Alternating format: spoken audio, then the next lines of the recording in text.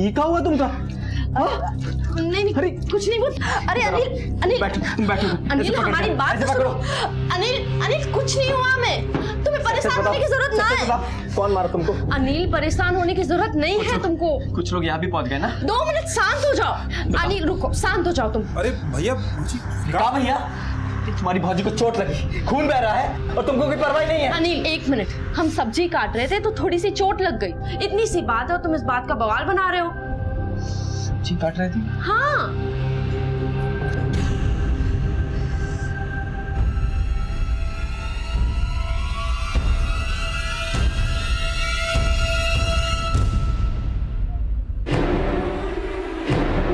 तुम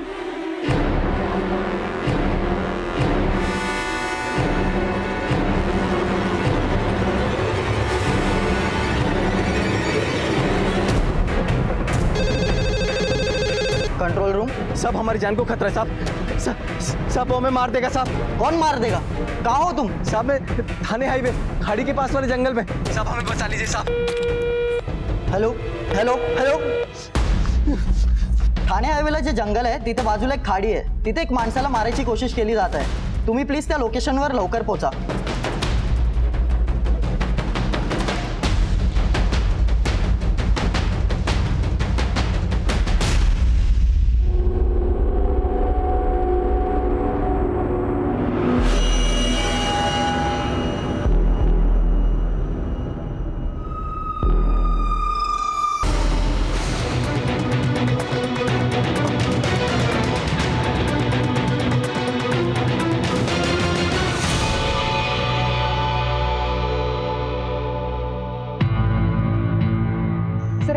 control room से phone आया था कि किसी आदमी पे यहाँ जानलेवा हमला हुआ।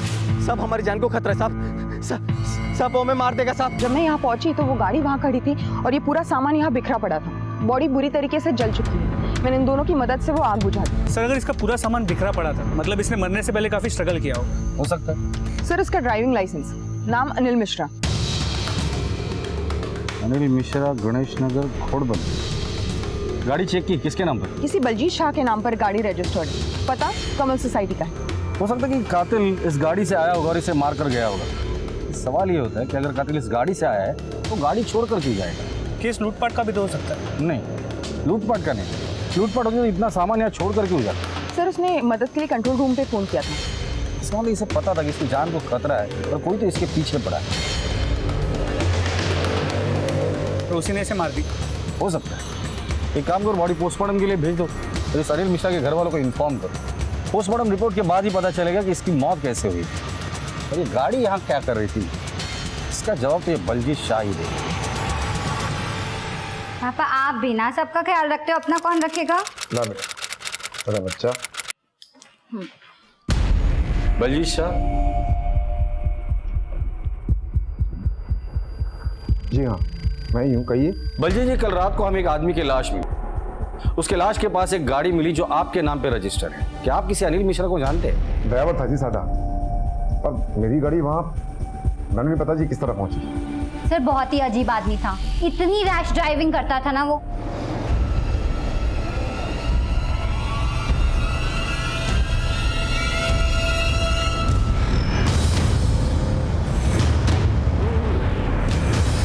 अनिल धीरे चलाओ गाड़ी। तो चुप कर बेटा, मैं बताता हूँ। देखो जी, अनिल कुछ दिनों से बहुत डरा रहा था। ऐसा लगता था जैसे उसको उसकी जान का खतरा हो। और मेरी बेटी हेतल नू बड़ा घूर घूर के देखता था जी। देखो जी, हमारे यहाँ तो वो ड्राइवरी का काम करता था। बाहर उसने क्या रायता फैला रखा था ये सानू कोई नहीं पता। कल सुबह ही मैंने उसे काम से निकाल दिया था। जी साहब। अनिल, तू गाड़ी की चाबी नीलेश को दे दे। और कुछ दिन पहले भी वो बुरी तरह पिटकर आया था। बलजीत जी, कल रात आप कहाँ थे? आप मुझ पे शक कर रहे हैं? देखिए जी, मेरी तबीयत ठीक नहीं रहती, मैं अपने घर पे आराम कर रहा था। और आप? ये भी घर पे थी। इसे तो ड्राइविंग ही नहीं आती।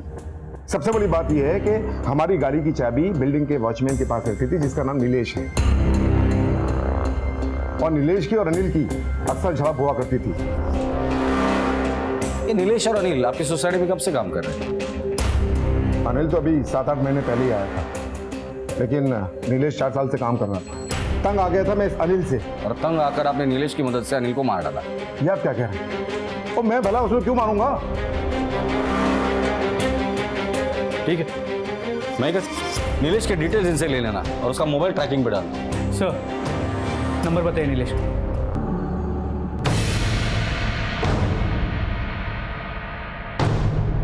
मोजी मोजी मोजी मोजी ये कुछ चीजें हैं जो हमें लाश के पास से मिली। क्या आप बता सकती हैं कि ये सब आपके पति की?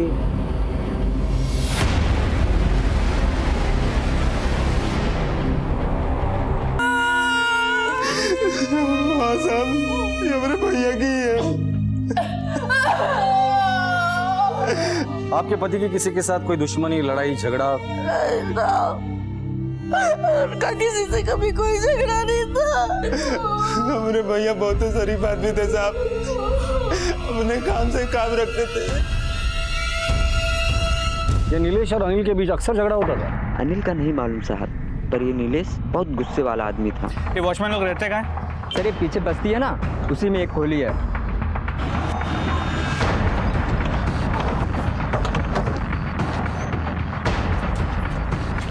सर ये वाला घर।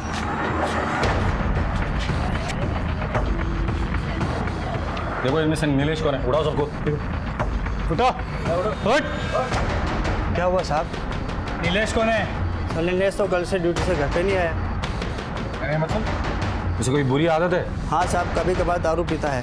अनिल के बारे में क्या जानते हो? सर अनिल के बारे में मुझे ज़्यादा कुछ नहीं पता। अनिल का और नीलेश का एक बार झगड़ा हुआ था। नीलेश के गाँव का पता है तुम्हारे पास? हाँ साहब, यूपी के प्रतापगढ़ के फुलिया गांव का रहने वाला है।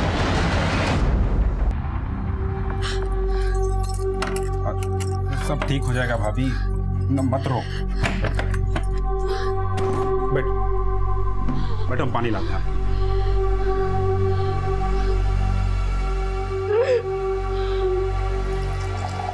ये लो भौजी, पानी पियो।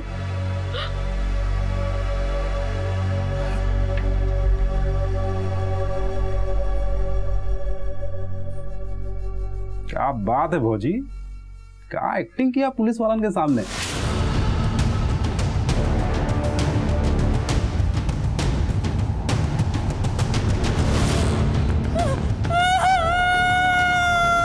अरे 2 मिनट खड़ी तो हम चकपका गए थे एकदम, मान गए आपको।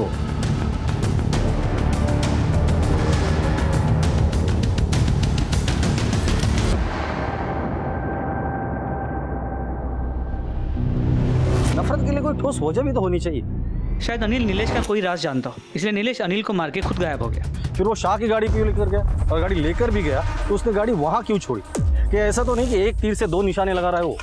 कीर्ति, तुम नीलेश की कॉल रिकॉर्ड्स निकालो और उसके लोकेशन की पता करो। तब तक हम लोग अनिल के घर वालों से मिल कर आते हैं। हाँ जी ठीक है, रखती हूँ। अरे बहू, किसको फोन लगा रही हो? कुछ नहीं बाबूजी। कोनो परेशानी है का? बाबूजी वो हमारे मायके से फोन आया था। हमारे बाबूजी की तबीयत बहुत ज्यादा खराब है, हमें बुला रहे हैं। तब तो तुम्हें जाना ही पड़ेगा। बाबूजी हम जल्दी लौट आएंगे।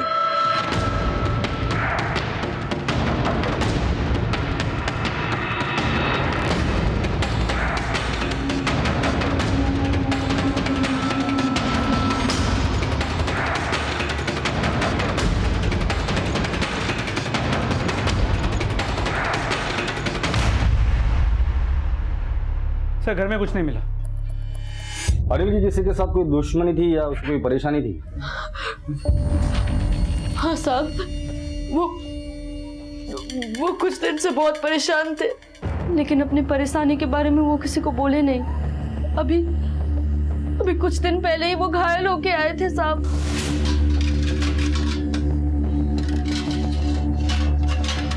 सरला, अरे ये क्या हुआ? इतना चोट लग गया कैसे? बैठो। अरे बेखबरी से चल रहे थे। अब यकीन के साथ कह सकती है कि वो चोट उन्हें गड्ढे में गिरने से लगी थी। अरे साहब जब हम लोग कुछ देखे ही नहीं तो कैसे बता दें। लेकिन साहब वो नीलेश कुछ दिन से भैया को बहुत परेशान किया था। कि नीलेश और अनिल एक दूसरे को पहले से जानते थे? नहीं साहब, वो इसी नौकरी पे मिले थे। अनिल मुंबई कब आया था? साहब यही कोई 7 साल पहले। ठीक है,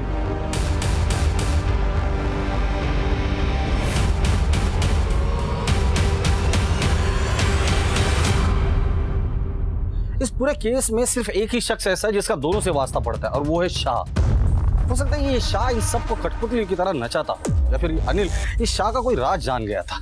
एक काम करो, इस शाह के कॉल रिकॉर्ड निकालो और पता करो ये नीलेश से कितनी बातें करता था। सर, एक बात नोटिस की तुमने, मैं सवाल बीवी से पूछ रहा था और जवाब भाई दे रहा था। तो अनिल की कुछ दिनों पहले किसी के साथ मारपीट हुई थी, हो सकता है कि ये मारपीट करने वाला नीलेश ही। अगर नीलेश और अनिल की मारपीट हुई है और अनिल ने मारा है इसे, लेकिन ऐसा भी तो हो सकता है कि सर कॉल रिकॉर्ड्स के मुताबिक कत्ल के वक्त अनिल और नीलेश एक ही लोकेशन पे थे, शायद दोनों साथ में थे। कंट्रोल रूम में कॉल आने के बाद अनिल का फोन स्विच ऑफ हुआ, जबकि नीलेश का फोन उसके कुछ देर बाद ही ऑफ हुआ है। आखिरी कॉल किसे किया था? सर लास्ट कॉल यूपी के प्रतापगढ़ में किसी को किया है। तो नीलेश प्रतापगढ़ का रहने वाला है, लगता है गांव भाग गया हो। यूपी पुलिस को इन्फॉर्म करो कि ये नीलेश के बारे में सब कुछ पता करे, और उन्हें कुछ पता चलता है तो हमें इन्फॉर्म करें। सर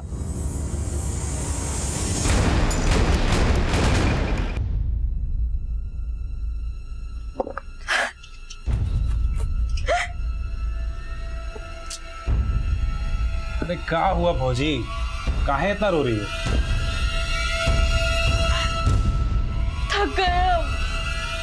थक गए पुलिस के सवालों से। ये डर मन में रखकर हम जी नहीं पाएंगे। हम अभी जाकर उसको। अरे भौजी, तो तुमको कौन सा जिंदगी भर पुलिस का मुंह देखना है? अरे बस कुछ ही दिन का तो बात है। अरे हम तो तुमको अभी यहाँ से लिया के चल सकते हैं, और उसका बाद पुलिस हम पे शक करने लगेगी। अरे 2-4-10 दिन में मामला ठंडा हो जाएगा, फिर लिया चलेंगे तुमको। ठीक है, आप लोग नीलेश के घर पे नजर रखिए, और अगर वो घर पे आता है तो उसे उठा लीजिए और हमें इन्फॉर्म कर दीजिए। जी सर, नीलेश घर पे नहीं मिला। आस पड़ोस में पूछताछ जारी है, और उसके बैकग्राउंड चेक में कोई उसका क्रिमिनल रिकॉर्ड भी नहीं मिला। महेकर, ये नीलेश अपनी बीवी को कांटेक्ट करने की जरूर कोशिश करेगा। यूपी पुलिस को बोलो कि नीलेश की बीवी का मोबाइल सर्विलेंस पे डाल दो और आने वाले हर कॉल पर नजर रखो। सरला का कहना है कि अनिल पट्टी बांधकर घर पर आया था, मतलब वो जरूर किसी क्लिनिक में गया होता। अनिल के सोसाइटी से लेके घर तक जितने भी क्लिनिक है वहां जाके पता करो उसने मरम पट्टी कहां से की थी। हो सकता है वहां से कुछ लीड मिल जाए। सर, अनिल पर हमले की खबर मिलने के बाद पुलिस ने आसपास के सभी क्लिनिक्स और इलाकों में पूछताछ शुरू कर दी। शाह के बैंक अकाउंट से पता चला है कि 2 हफ्ते पहले शाह के अकाउंट से नीलेश के अकाउंट में 10,000 रुपए ट्रांसफर किए गए थे, जबकि शाह के नीलेश को कोई पैसे देने बनते नहीं थे। ये शाह किस खुशी में पैसे बांट रहा है? सही। हाँ कीर्ति, बोलो। सर अनिल ने जिस क्लिनिक से ट्रीटमेंट लिया था उसका पता लग गया है। ठीक है सर, अनिल ने जिस क्लिनिक से ट्रीटमेंट लिया था उसका पता चल गया है। ठीक है कीर्ति, और तुम जाकर देख कर आओ। सर,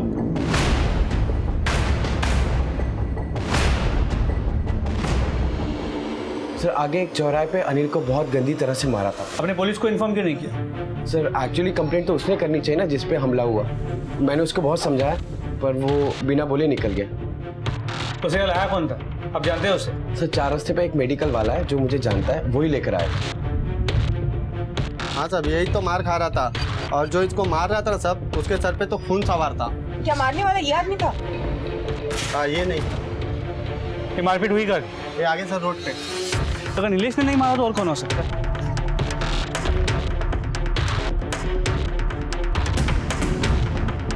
ये पूरा एरिया सीसीटीवी में कैप्चर हुआ होगा, शायद इससे कुछ हाथ लगे।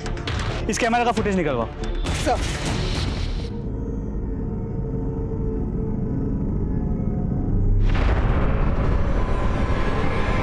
मैं वहां नहीं था, मेरी तबीयत ठीक नहीं थी, इसलिए मैं घर पर आराम कर रहा था। यह सच है कि आप घर पर ही थे, लेकिन यह भी सच है कि अनिल को मारने के लिए आपने नीलेश को 10,000 रुपए दिए थे और आपकी गाड़ी भी। गाड़ी मैंने उसे पार्क करने के लिए दी थी। रही बात पैसों की, तो पैसे उसने मुझसे मांगे थे अपने बाप की आंखों के ऑपरेशन के लिए। उसने मांगे और आपने दे दिए। चैरिटी का बहुत शौक है क्या आपको? अगर आपको मेरी बात पे यकीन नहीं है तो उसके घर फोन लगा के पता कर दीजिए। वो तो हम पूछताछ करेंगे। हेलो, क्या सर अनिल के घर में आग लगी?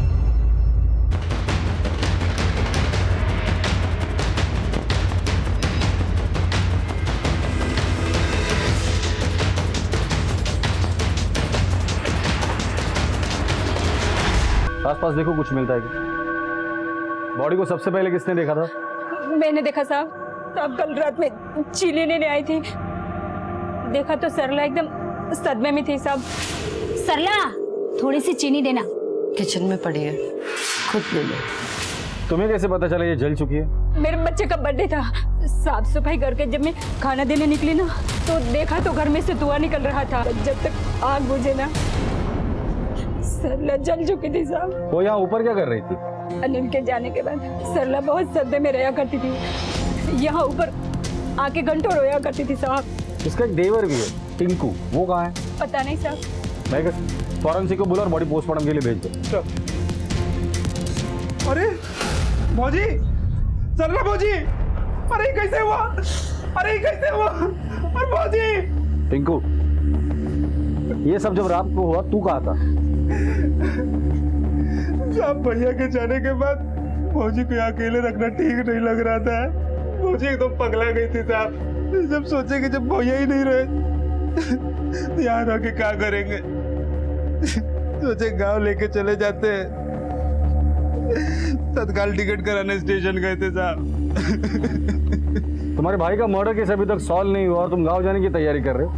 दोबारा पूछे बगैर शहर छोड़ के जाने की हिम्मत भी मत करना। पहले अनिल को जलाकर मार दिया गया, अब अनिल की बीवी सरला जलकर मर गई। एक ड्राइवर की किसी से क्या दुश्मनी हो सकती है? एक और बात, जब भी आदमी जलता है तो दर्द के मारे चीखता है, चिल्लाता है, झड़फड़ाता है। इन दोनों केसेस में ना ही इनकी किसी ने चीख सुनी है, ना ही चिल्लाना सुनी। हेलो, अच्छा ठीक है, हम आते हैं। सर, अनिल की जिस एरिया में मारपीट हुई थी उस एरिया की सीसीटीवी फुटेज मिल गई। तो सवाल यह है कि अनिल की इससे क्या दुश्मनी हो सकती है? इसका जवाब तो ये शंभू ही देगा। तलाश करो, इसे उठाकर लेकर आओ। सर,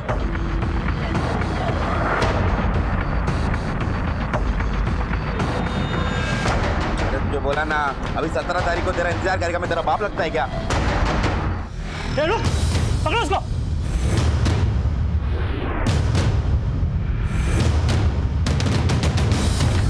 वहां से जाओ।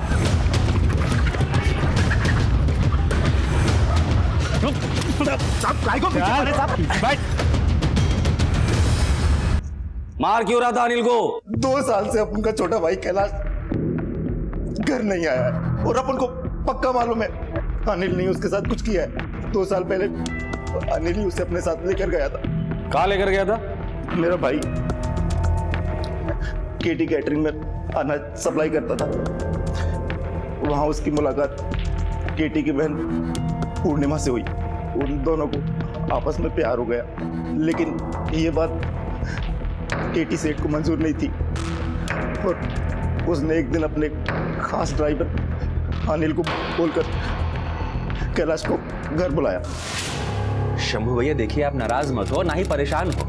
जरा ये मामला ठंडा हो जाए, शांत हो जाए, मैं आपको अपना पता दूंगा, एड्रेस दूंगा, आपको बुलाऊंगा भैया। अरे काय को इन बड़े लोग के चक्कर में पड़ता है कैलाश? ये लोग भरोसे के लायक नहीं होते हैं, बोलते कुछ और है और करते कुछ और। भैया देखो, अगर ऐसी बात होती ना तो पूर्णिमा मेरे लिए अपनी गाड़ी नहीं भेजती, अपना खास ड्राइवर नहीं भेजती। भैया मैं तुरंत पहुंचते ही आपको फोन करूंगा।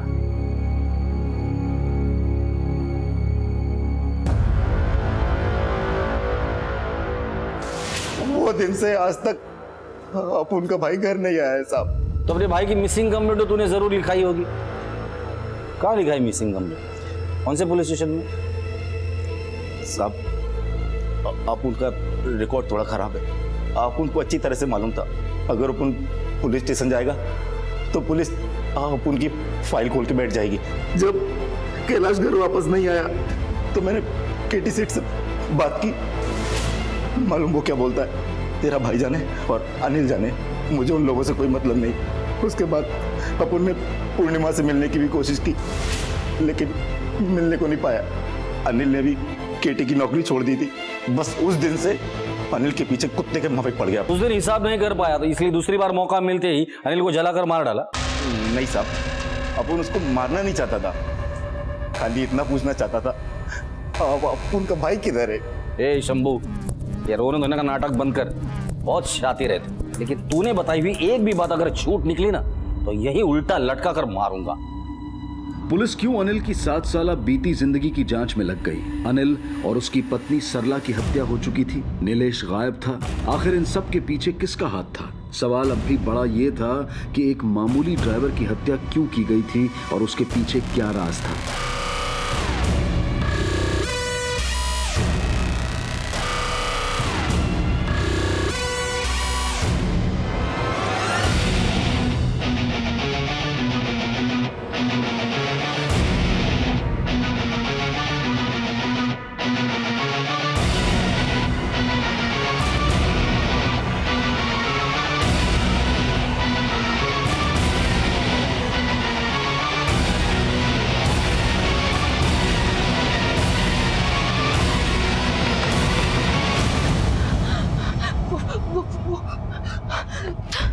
हेलो भाई साहब, दीदी का पर्स गिर गया था, उसे वापस करने आया।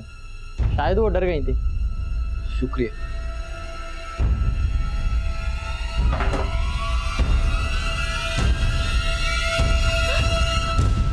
और कितने दिन चलेगा ये सब? तुम बोले थे कि कुछ दिन में सब ठीक हो जाएगा, कब ठीक होगा? अनिल और कैलाश को तो तुम जानती ही हो।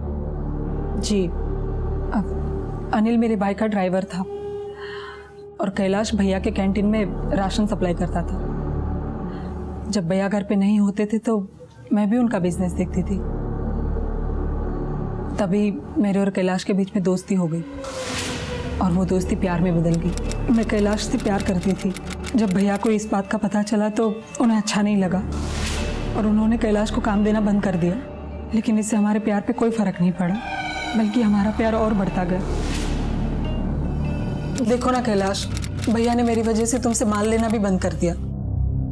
अगर उन्हें पता चला कि हमें से छुप छुप के मिल रहे तो पता नहीं वो क्या करेंगे। क्या करेंगे? मरवा देंगे मुझे। विश्वास करती हो ना मुझ पर?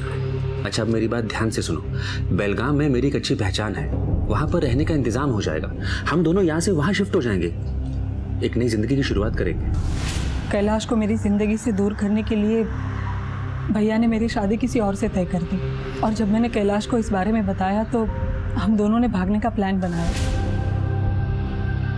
और कैलाश ने फ़ोन पे मुझे जहाँ मिलने के लिए बुलाया था, मैं वहाँ गई तो वो आया ही नहीं। क्यों नहीं आया? तुमने तो ड्राइवर अनिल को भेजा था ना कैलाश को लाने के लिए। अनिल को? नहीं, मैंने तो किसी को नहीं भेजा।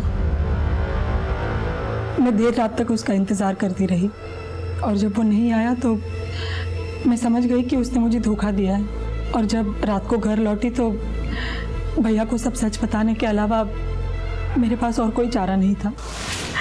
भैया, भैया मुझे माफ़ कर दीजिए प्लीज़। देख मेरी बात सुन, देर से ही सही, लेकिन तुझे अकल तो आई। देख, तेरा भाई ऐसे घर में तेरी शादी करेगा, पूरा शहर याद रखेगा कि केटी के बहन की शादी हुई। उसके बाद भैया ने मेरी शादी करा दी और मैंने हमेशा के लिए कैलाश को अपने दिमाग से निकाल दिया। माइकर, इन दोनों को जानती हो? मैं इनमें से किसी को नहीं जानती। ठीक है।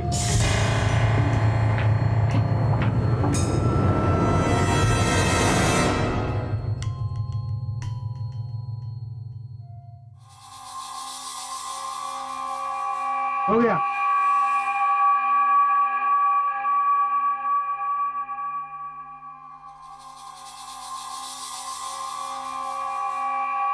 मैडम, खुले पैसे तो ले लो।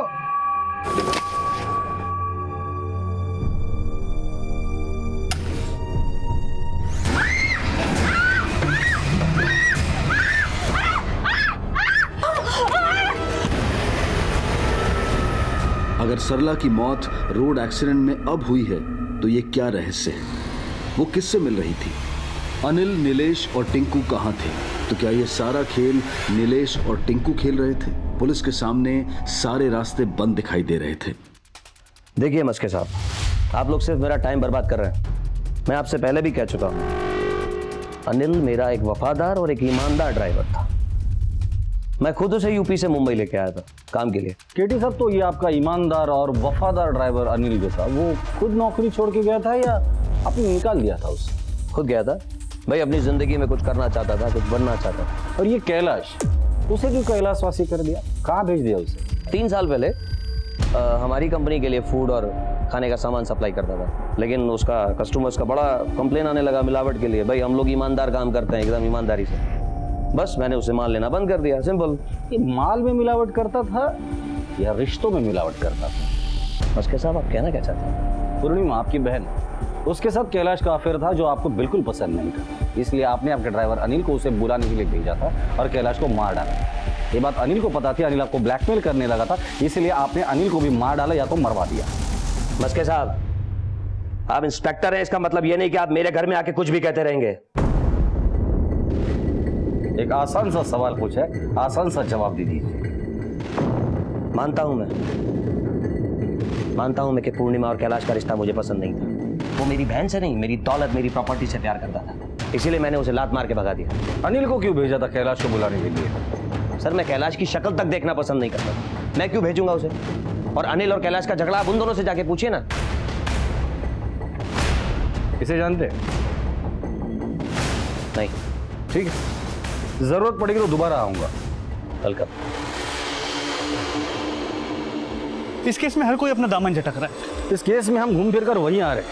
ना ही नीलेश का पता चल रहा है, ना ही अनिल के कत्ल में कोई हमें सुराग मिल रहा है। ये कातिल जो भी है बहुत ही शातिर है। पोस्टमार्टम रिपोर्ट के हिसाब से मौत रात को 7 से 9 के बीच हुई है, जबकि कंट्रोल रूम में फोन रात 9:30 बजे गया था। सर ये भी तो मुमकिन है कि अनिल ने अपनी दुश्मनी मिटाने के लिए नीलेश को मारा और फिर शाह को बचाने के लिए उसकी गाड़ी वहां रख दी। हो सकता है मौत शराब में जहर मिलाने से हुई। मगर ताज्जुब की बात है कि उसने बॉडी को जलाया क्यों और आसपास सारी पहचान की चीजें बिखरा कर रख दी थी, जबकि कातिल बॉडी को जलाकर वहां से भाग सकता था। उसने कंट्रोल रूम फोन किया और मौका वारदात पर पुलिस को क्यों बुलाया? शायद पुलिस को गुमराह करने के लिए। पॉसिबल। सर नासिक में एक रोड एक्सीडेंट में इस औरत की मौत हो चुकी है।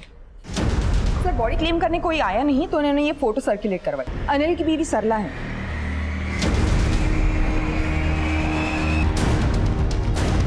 राकेश, ये सरला कहाँ रहती थी, कुछ पता चला? नहीं सर, हमने बहुत कोशिश की, लोगों को पूछा तो पता चला कि औरत मार्केट में पागल की तरह घूमती थी। किसी को भी नहीं पता कि औरत रहती कहाँ थी। ठीक है, ओके। सर टिंकू का फोन ट्रेस हो गया है। इसकी एक्टिव लोकेशन नासिक के MG रोड की। सर ये एरिया तो पास में ही है। चलो। अरे हाँ बोल रहा है ना, कल आ रहे हैं तुमसे मिलने। चलो बात करते हैं।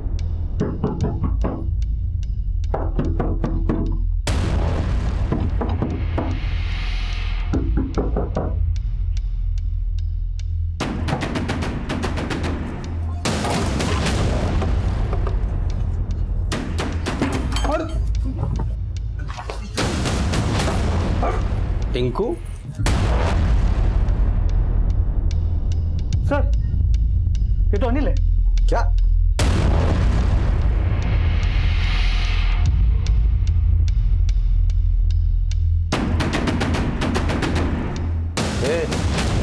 ए अनिल उठ चल।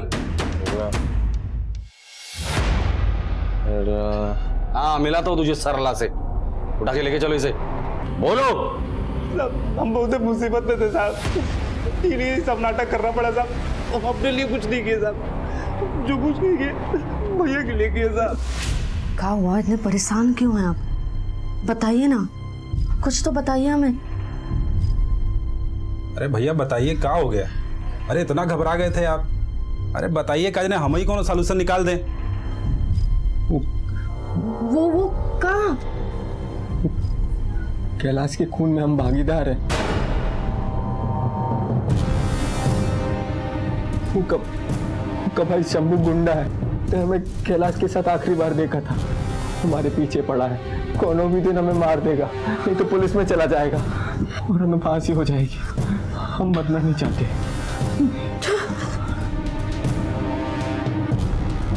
भैया एगो बात कहें, इससे पहले कि पुलिस आपको फांसी चढ़ा के मारे, आप खुदे मर जाइए। कैलाश के भाई शंभू से बचने के लिए हम ये नाटक किए थे साहब। कैलाश क्यों मारा था? पूर्णिमा को पाने के लिए? नहीं साहब, वो तुम्हारी मालकिन थी, उनके बारे में से सोचते तो भी पाप होता। पर कैलाश हमरे जैसा नहीं था साहब, गलती किया साहब। केटी साहब बोले थे कि दूर रहो हमारी बहन से, पर वो नहीं माना, चोरी चोरी मिलता रहा उनसे साहब। जब केटी साहब को पता चला तो उनने मालकिन की शादी दूसरी जगह तय कर दी साहब। पर जब तक मालकिन कैलाश के साथ भागने की प्लानिंग कर चुकी थी साहब। कैलाश कहाँ हो तुम? कैलाश प्लीज तुम कुछ करो। भैया मेरी जबरदस्ती शादी करा रहे हैं। मैं मर जाऊंगी पर ये शादी कभी नहीं करूंगी। तुम जानते हो ना मैं तुमसे कितना प्यार करती हूँ। मैं किसी और के बारे में सोच भी नहीं सकती कैलाश। मैं घर छोड़ने के लिए तैयार हूँ, तुम बताओ कहाँ आना है? केटी साहब हमको कैलाश को भिवंडी वाले गोडाउन में लाने को कहे थे, तो हम कैलाश को मालकिन से मिलवाने के बहाने गोडाउन ले गए। यहाँ कहाँ आ रही है अनिल पूर्णिमा? आ रही है, यहीं पे आ रही है। झूठ बोल रहे हो अनिल मुझसे। अरे नहीं बोल रहे हैं झूठ, मैं जा रहा हूँ यहाँ से। अरे हम पे भरोसा। अरे अनिल छोड़ो मुझे। इसकी लाश को ठिकाने लगा दे, ज्यादा सोच मत। जी कैलाश की लाश को हम वहीं गोडाउन के पास दफना दिए साहब।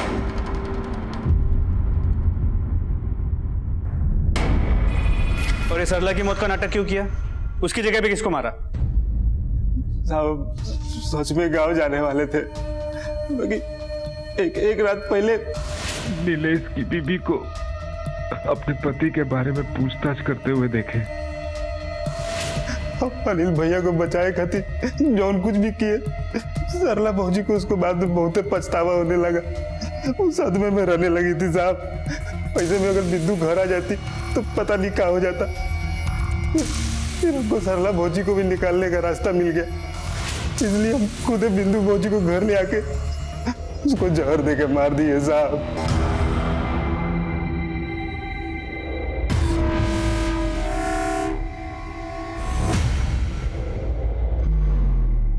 भाभी, बिंदु भाभी, बिंदु भाभी उठिए, बिंदु भाभी। अरे ये क्या कर दिया इनको? बिंदु भाभी आंखें खोले, बिंदु भाभी।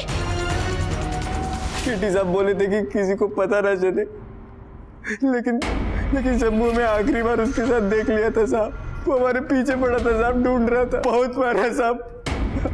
और जान को बहुत खतरा था साहब। खुद की जान बचाने के लिए तूने किसी दूसरे निर्दोष को मार डाला। कौन था वो? नीलेश था ना? हाँ साहब, नीलेश हमारी कदकाठी का था, उसे मारने का प्लान बनाया। हमने टिंकू को भेजा कि हमारी तरफ से जाकर उससे माफी मांग ले। तुम अनिल भैया से गलती हो। देखो गलती वलती जो है ना वो अपना जेब में रखो, समझे? और हमको इतना कमजोर बिल्कुल मत समझना। ऐसा लपड़ मारेंगे ना बत्ती सी बाहर आ जाएगी, समझे? अच्छा मारने से आपको शांति मिलेगा? लीजिए मार लीजिए, मार लीजिए, मार लीजिए, अरे मार लीजिए ना। ए नीलेश भैया चलो ना, सेठ का गाड़ी निकालो, चलते हैं। अरे अनिल भैया बहुत शर्मिंदा है। अब पता है पार्टी वार्टी का पूरा इंतजाम किए हैं। हमको बोले हैं कि नीलेश को लेके ही आना वरना मत आना। चलो चलते हैं ना सब। फिर हम उसको अनिल भैया से मिलाने के लिए ले। अब हम सरला के साथ एक सुखी गृहस्थी बिताना चाहते थे साहब, और सब कुछ ठीक भी चल रहा था साहब। पर वो कहते हैं ना, भगवान यहाँ का यही दिखाता है। अब जिंदगी भर दोनों यहीं जेल में सड़ना। पर टेंशन मत लो, तुम दोनों को कंपनी देने के लिए तुम्हारे मालिक केटी को भी मैं जल्दी भेजूंगा। मुझे मिलावट पसंद नहीं है ना, हमें छूट पसंद नहीं। ले चलो इसे। बूढ़ा लाचार बाप अपने इकलौते बेटे और अपनी बहू को खो चुका था।